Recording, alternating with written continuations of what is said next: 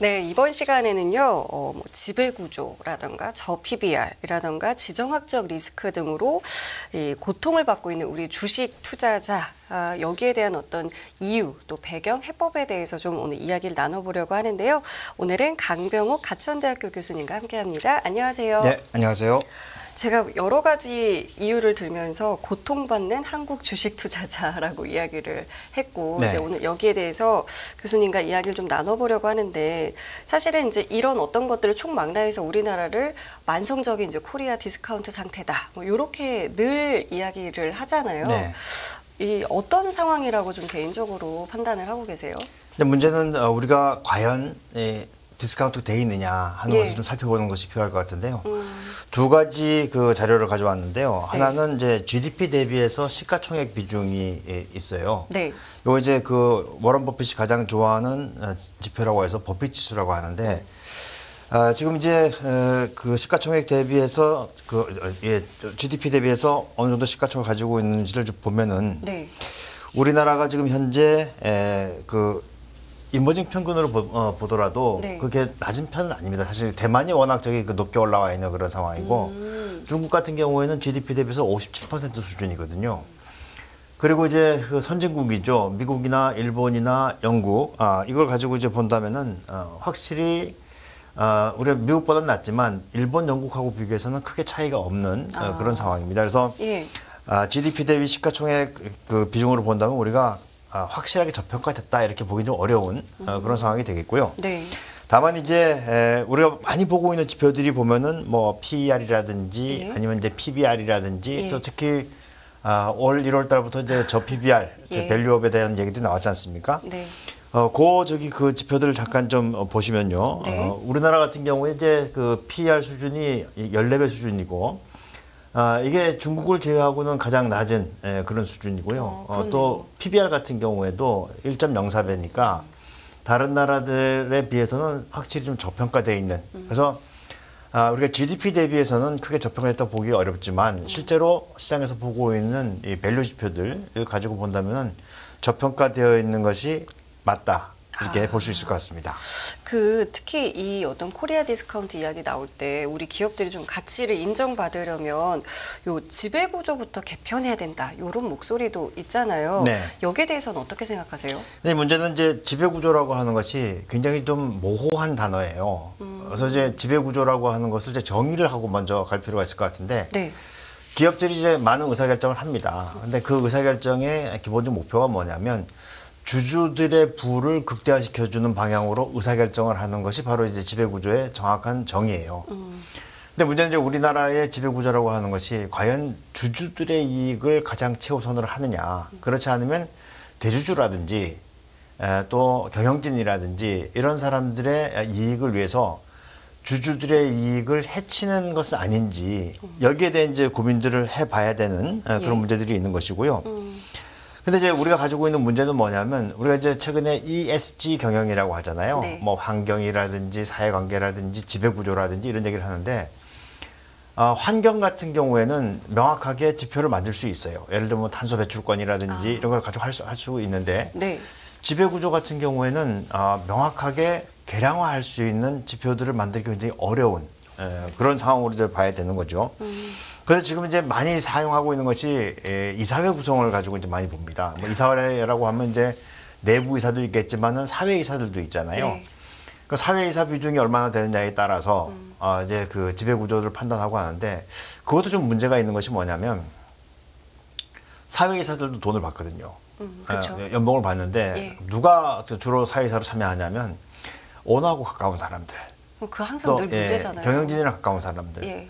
그렇다면 그 사람들이 이사회에 들어가서 찬반 투표를 하더라도 쓴소리를 할 수 있겠느냐. 그렇습니다.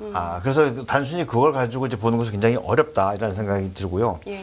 그래서 이제 뭐 비즈니스 윤리라든지 그렇지 않으면 이제 반경쟁에 대한 관행, 그러니까 경쟁을 하지 않으려고 하는 뭐 독점이라든지 과점이라든지 그렇지 않으면 담합이라든지 네. 이런 것들을 하지 않게 만드는 그런 거라든지 우리가 또 가지고 있는 큰 문제 중에 하나가 또 그 부패 아니겠습니까? 그렇죠. 그다음에 또 세금을 잘 내지 않으려고 하는 그런 것들 그리고 이제 뭐 대주주라든지 경영진이 가지고 있는 도덕적인 문제들 이런 것들을 좀 해 나가야 되는데 거기에 대해서는 아직까지 제반 시스템들이 만들어져 있지 않은 이런 것들을 이제 점수화해서 예. 그 이제 차별을 준다면 그럼 지배 구조가 좀 개선될 가능성이 굉장히 큰데 그럴 수 있을 것 같아요. 지금은 아직까지는 그런 것들이 진행이 되지 않고 있고 ESG 같은 경우에도 우리가 먼저 치고 나가면 되는 거거든요. 왜냐하면 그 기준이 없으니까 우리가 먼저 기준을 만들면 되는데 우리 저기 그 업계라든지 학계에서는 좀 두고 보자. 다른 나라들이 어떻게 하는지를 먼저 보고 네. 따라가자 이제 그런 상황이기 때문에 아직은 좀 지배 구조를 가지고 우리가 밸류업하기는 좀 어렵지 않겠나 이렇게 생각이 됩니다. 그래서 이제 정부도 밸류업 프로그램 하겠다 이제 발표를 했어요. 네. 했는데 이 발표 이후에 보도들이 이렇게 썩 좋지는 않아요. 평가들이 여기에 대해서 그러니까 알맹이가 없다 이제 이런 게 이제 주된 내용인 것 같은데 교수님은 좀 어떻게 보셨어요? 그렇습니다. 뭐 이제 가장 큰 그 문제는 다 자율적으로 하라는 거거든요. 그렇죠. 그 자율적으로 하라면 안 해도 되는 거 아니겠습니까? 그리고 내가 잘 지켰을 때 표창장 하나 줍니다. 그거 가지고 뭐 저기 인센티브가 생기지 않는 그런 상황이 될 것 같고요. 알맹이 없다는 거는 분명한 것 같고, 근데 더 큰 문제는 뭐냐면 세부적인 평가 내용은 5월에 나옵니다. 이제 이후에 오늘 이후 이제 2차 이제 세미나를 이후에. 거친 다음에 이제 5월에 확정되게 돼 있으니까 예. 지금 뭐 급하게 나온 것은 사실은 좀 설익은 그런 정책이 아닌가 이렇게 볼 수가 있을 것 같고요. 예. 이 기본적으로 이제 어떻게 하라고 가이드라인을 제시를 하는 걸로 돼 있는데 그 가이드라인 자체가 5월에 나온다는 얘기니까 좀 아직까지는 설익 없고 문제는 이제 이 밸류업 지수를 만든다는 거예요. 이 밸류업 지수라고 하는 것은 기업 가치 성장이 예상되는 상장 기업들로 구성이 되는데 네. 여기에는 뭐 PBR, PER, ROE 이런 그 주요 지표들뿐만 아니고 기업 가치를 제고하려고 하는 이 회사들의 움직임, 가장 대표적인 것이 자사주 매입이라든지 그렇죠. 단순히 이제 자사주만 매입해서는 되는 게 아니고 매입한 이후에 소각을 하는지 이런 것들을 다 따져서 밸류업 지수를 만드는 거거든요. 그럼 밸류업 지수가 만들어지게 되면 그걸 추종하는 펀드들이 만들어집니다. 그렇죠. 그렇게 되면 아마 수급적으로는 좀 좋은 그런 상황이 생길 수도 있는데 문제는 그 지수에 포함됐다고 해서 그 기업들의 가치가 좋다 이렇게 보기는 어렵거든요. 또 분류해서 봐야 되는군요. 그렇습니다. 그래서 이걸 좀 종합적으로 잘 좀 설계를 해야 되는데 네. 한 달 반 정도 작업을 했다는데 이렇게 나왔다라고 하는 것은 이 공부한 사람의 입장에서 네. 아쉽다. 이렇게밖에 못하나 이런 생각을 하게 됩니다. 세부 사항이 좀 나오면은 좀 달라질까요 분위기가? 제가 볼 때는 이게 아마 작년에 있었던 일본의 밸류업 프로그램을 벤치마킹한 것 같은데 네. 일본 같은 경우에는 강제 조항이 있어요. 그래서 저기 이 프로그램을 하지 않으면 상장 폐지까지 시키는 그런 규정이 있는데 우리는 그게 없잖아요. 예. 자율적으로 하고 잘하면 표창장 하나 주고 이런 상태에서는 아마 강제적으로 하기는 어려울 것이다. 좀 어느 정도 강제성이 있으면 좋은데 또 강제성이 있으면은 또 자유를 해친다 이런 그 얘기가 나올 수가 있으니까 접점을 찾기는 좀 어려운 그런 상황으로 보여지네요. 그러니까 세부 사항이 나와도 큰 틀에서의 변화는 없을 것 같은 이제 말씀을 해주셨는데 이번에 금융위에서는 이제 밸류업에 좀 여력이 없는, 그러니까 좀 하기 힘든 코스닥 상장사 같은 경우에는 참여를 이제 안 해도 된다라는 이제 이런 식의 이제 발언을 해서 또 논란이 됐는데 이 부분은 좀 어떻게 보셨어요? 제가 볼 때는 이제 그 말은 당연한 것 같아요. 왜냐하면 코스닥에 상장되어 있는 기업이라고 하는 것은 시가총액이 큰 종목 몇 개를 제외하고는 기본적으로 모험 자본이거든요. 그렇죠. 모험 자본이라고 하면은 이 벤처 비즈니스가 성공하느냐 실패하느냐에 달려 있는 것이지 그 기업이 가치를 갖느냐 하는 것은 좀 다른 문제예요. 그래서 기본적으로 코스닥 시장에 상장된 기업들은 다 삽니다. 그러니까 많이 상장이 되고 많이 상장 폐지가 되고 그 시장 자체가 이제 그런 시장인데 그렇죠. 네. 여기에 밸류라고 하는 잣대를 갖다 대면은 코스닥 기업들이 할 수 있는 게 별로 없어요. 거기에 무슨 자산 가치가 있습니까? 아니면 뭐 수익 가치가 있습니까? 그런 것들을 내기가 어려우니까 처음에 그것을 포함시키려고 만약 했다면 네. 그 자체가 이제 무리한 정책이 아닐까 싶은 생각이 들고 코스닥 기업들을 끼워넣기 좀 어려울 것이다 생각이 됩니다. 예. 네.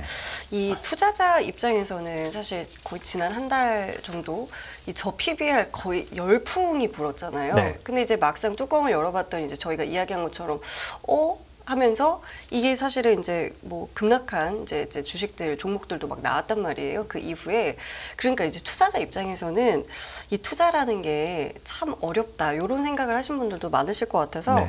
요런 이제 이슈를 좀 따라가는 사실 이슈라고 하기에는 또 어쨌든 이제 정부 정책과 연관된 거긴 합니다만은 요런 투자에 있어서는 좀 어떤 조언을 좀 해주시겠어요?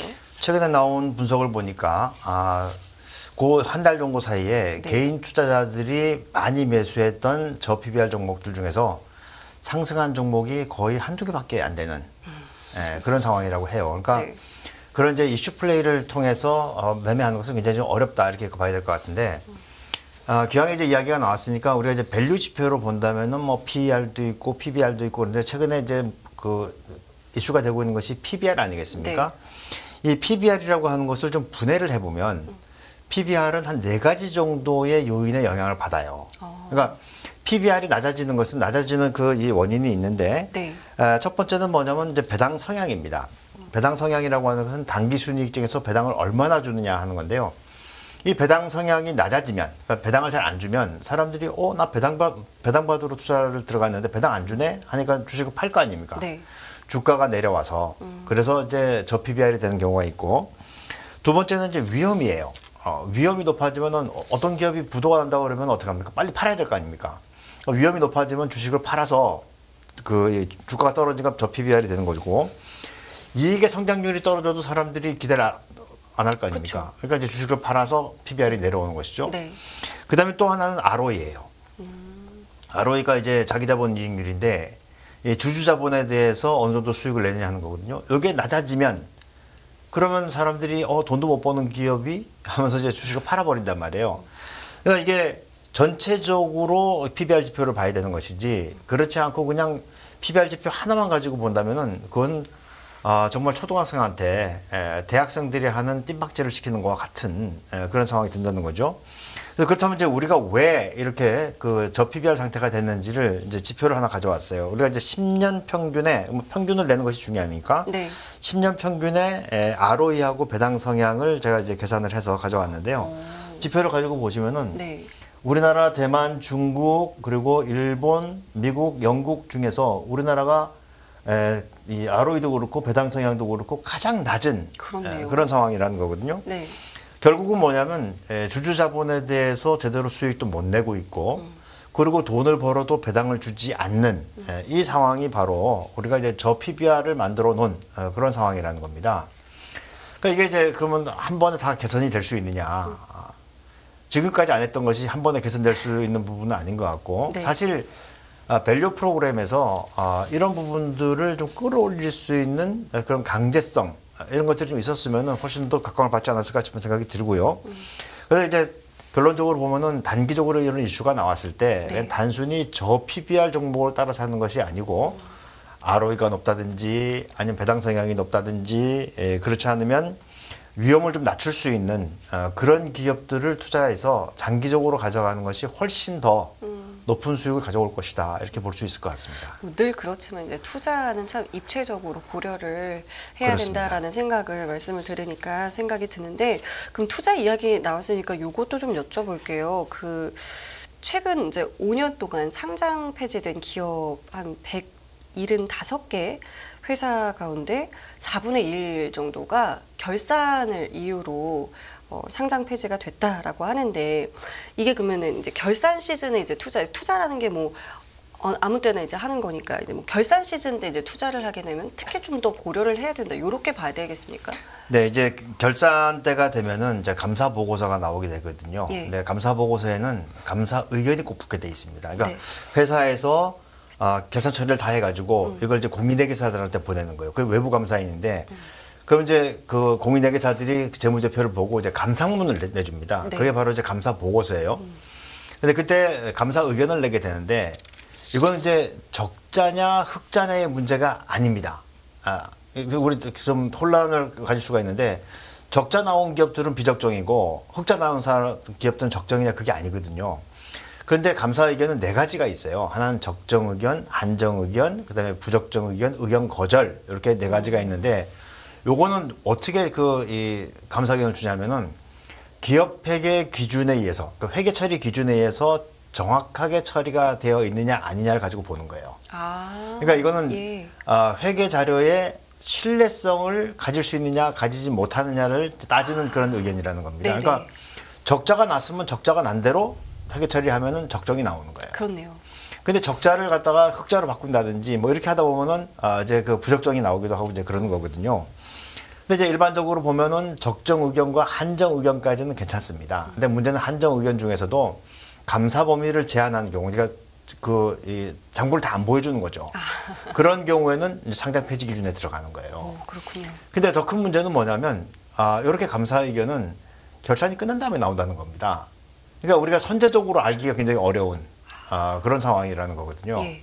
그러니까 지금까지 이제 보면은 이제 적정 의견과 비적정 의견이니까 사실 비적정이라고 하는 건 적정이 아닌 거니까 이건 이제 회계 처리에 문제가 있는 기업들인데 어떤 기업들이 그러면 그렇게 그 부적정 의견이나 비적정 의견을 받느냐 하고 봤더니 주로 적자가 누적되는 기업들. 이런 기업들은 어차피 상장 폐지가 될 수가 있으니까 회계라도 조정을 해보자. 이런 그 시도를 하는 것이고 예. 또 대주주 변경이 잦은 기업들이 있어요. 막 대주주가 회사를 사고 팔고 막 하는 그런 기업들, 이런 기업들도 보면은 이 감사 의견이 안 좋게 나오는 경우가 있고 또 하나 재미있는 건 뭐냐면 사명 변경을 많이 하는 기업들이 있습니다. 그렇죠. 회사 이름을 막 변경해갖고 지금은 이제 도대체 무슨 이름인지 모를 정도로 네. 그런 기업들 중에서 이렇게 회계를 가지고 장난치는 그 기업들이 많더라. 그래서 결산기가 되면은 이런 기업들을 좀 솎아내고 보시면은 이런 그 갑자기 느닷없이 상장 폐지에 이 충격을 받는 그런 일들은 좀 줄일 수 있다. 네. 이렇게 보여집니다. 예. 알겠습니다. 자, 이 글로벌 이제 주요 국가들의 어떤 이제 증시 흐름들을 봤을 때, 근데 우리나라랑 중국이 좀 유독 부진한 지금 네. 모습들을 좀 보이고 있잖아요. 그럼 끝으로 이 부분에 대해서는 좀 어떤 의견 갖고 계세요? 근데 중국 같은 경우에는 사실 최근에 경기가 좀 부진한 네. 그런 부분들이 가장 크게 영향을 주고 있는 것이고요. 뭐 우리라고 다르진 않을 것 같아요. 이제 한 나라의 경제라고 하는 것이 아주 복합적으로 움직이지만 크게 보면 이제 내수와 외수로 이제 구분해 볼 수 있는 거거든요. 네. 근데 외수의 가장 이 중요한 부분 바로 이제 무역 수지에서 결정이 됩니다. 근데 우리나라 지금 최근에 그 관세청에서 나온 자료들을 잠깐 보시면은 이제 그래프를 하나 가져왔는데요. 우리가 이제 2022년부터 무역 수지 적자가 나고 있어요. 적자가. 그렇네요. 예. 그러니까 이런 상태에서는 기업들이 수익을 내기가 좀 어려운 그런 상황이 되겠고 내수 관련 지표들도 굉장히 많은 지표들이 있는데 최근에 통계청에서 발표가 된 지표를 가지고 보면은 실질 가처분 소득 가계에 그러니까 실질적으로 우리가 쓸 수 있는 돈이 있어야지 그래야지 소비를 할 거 아닙니까? 네. 근데 지난해 이제 그 2분기죠. 2분기에 실질 가처분 소득이 약 한 3% 정도 줄어들었어요. 이 이야기는 뭐냐면 기업들이 밖에서도 돈을 벌기가 어렵고 그다음에 안에서도 이 소비가 늘어나지 않으니까 네. 좀 어렵고 그러니까 기업의 실적이 좋아지지 않는 그런 상황이라면 주가가 올라가기는 굉장히 어려운. 그래서 이럴 때 뭐 밸류 프로그램 열심히 해봐야 안 된다. 그래서 이런 문제들을 좀 해결하고 이것이 풀려 나가는지를 보면서 가장 빨리 풀려 나가는 업종들이 있을 거예요. 그런 업종들을 이제 찾아내는 것이 앞으로 투자하는데 포인트가 되지 않을까 싶은 생각이 듭니다. 알겠습니다. 오늘 좋은 말씀 감사합니다. 오늘 강병욱 교수님과 함께했습니다. 감사합니다. 네, 고맙습니다. 네, 깊이가 다른 경제 뉴스 연합뉴스 경제TV 경제 언박싱 오늘은 여기까지 함께하겠습니다. 시청해주신 여러분 감사드리고요. 저는 내일 이 시간에 다시 찾아뵙겠습니다. 지금까지 진행의 성유미였습니다. 고맙습니다.